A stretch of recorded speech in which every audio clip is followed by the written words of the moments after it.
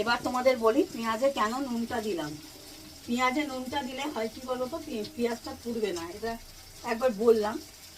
আর এবারে আমি আস্তে আস্তে মশলাগুলো দেব, আর তারপর করবো কি, চিংড়ি মাছটা দেবো। চিংড়ি মাছটা দিয়ে খালি কষবো। তোমরা দেখো আমি কিভাবে করছি। হ্যাঁ, আর চিংড়ি মাছের মালাইকারি করতে গেলে গোটা গরম মশলা ফোড়নটা কিন্তু মাছ, তখন কিন্তু একটু গুঁড়ো ছড়ালে হবে না, তখন কিন্তু একটু গোটা গোটা দিতে হবে, আর ছোটো এলাচগুলোকে ফাটিয়ে দিতে হবে। হ্যাঁ,